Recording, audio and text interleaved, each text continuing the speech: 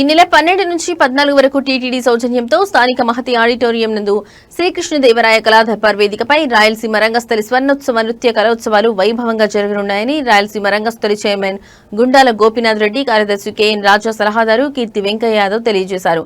ఈ సందర్భంగా వారు బుధవారం తిరుపతి ప్రెస్ క్లబ్లో మీడియాతో మాట్లాడారు.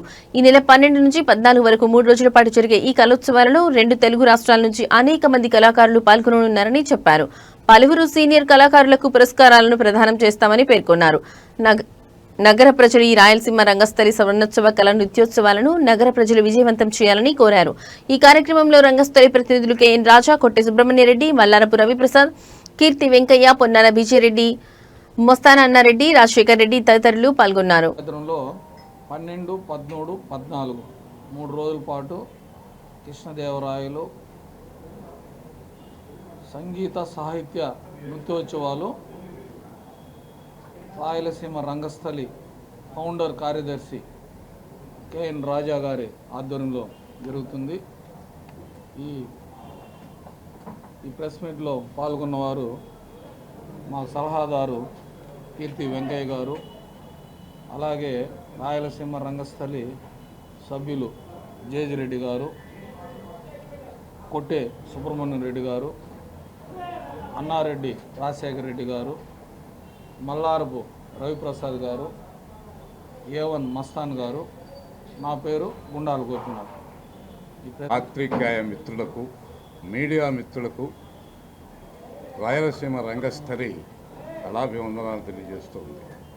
ఏమంటే ఈరోజు మీడియా, ఈ ప్రింట్ మీడియా, ఈ రెండే ఎంతో ఉపయోగపడుతూ ఉంది ప్రజలకి తెలియటానికి, ఏదైనా వినోద కార్యక్రమాలు చూడడానికి. అందువల్ల వాళ్ళకి ముందుగా మనం అభినందన తెలియజేస్తూ ఉన్నాం.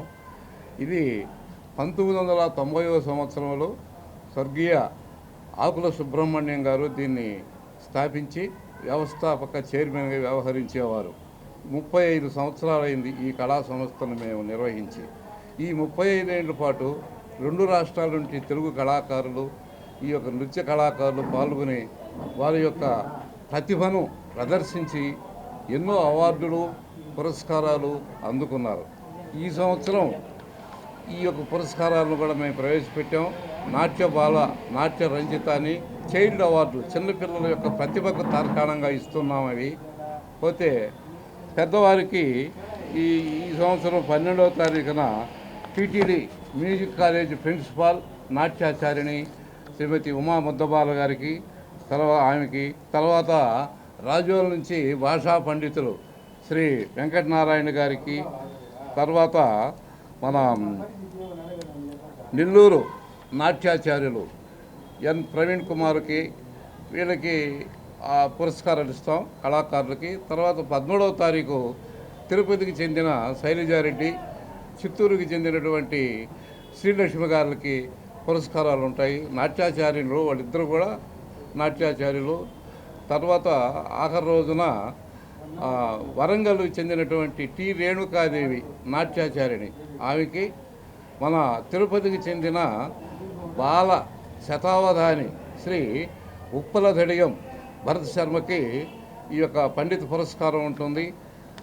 అందువల్ల కళాకారులందరూ కూడా ఇచ్చేసి ఈ యొక్క కార్యక్రమాన్ని సవినయంగా జరపాలని కోరుతున్నాం. ప్రేక్షకులందరూ కూడా రావాలని కోరుతూ ఉన్నాం, తిరుపతి నగరవాసులంతా. ఎందువల్లంటే శ్రీకృష్ణదేవరాయల కాలంలోని ఈ సంగీతము, సాహిత్యము, నృత్యము, శిల్పము, ఈ కళలు అభివృద్ధి చెందే ఆయన పోషించాడు. ఎంతోమంది నృత్య కళాకారులు గూఢచారులుగా ఉండి ఎన్నో యుద్ధాల్లో వాళ్ళకి సహకరించి ప్రాణాలు కూడా కోల్పోయారు. అప్పుడు ఆయన ప్రవేశపెట్టిన విలాసిని నృత్యమే ఈనాడు భరతనాట్యంగా రూపుదిద్దుకుంది. అలాంటి మంచి సంస్కృతి, సాంప్రదాయం గల మన కళారూపాలు ఇవి. వాటిని మనం ప్రోత్సహించుదాం. కాబట్టి 12, 13, 14 ఈ 3 రోజులు కూడా అందరూ ఇచ్చేసి ఈ కార్యక్రమాన్ని జయప్రదం చేయగలుగుతున్నాం. మహతి కళాక్షేత్రంలో ప్రతిరోజు ఉదయం 9:30 నుంచి రాత్రి 9:30 వరకు ఈ కార్యక్రమాలు నిర్వహిస్తున్నాం.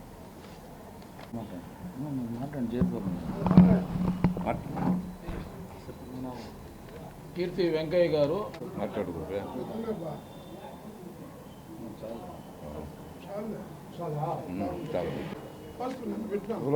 ఇది మన వాడికి ఇచ్చేసి ఒక నిమిషం విజిల్స్ తీసుకుంటాం మధ్యలో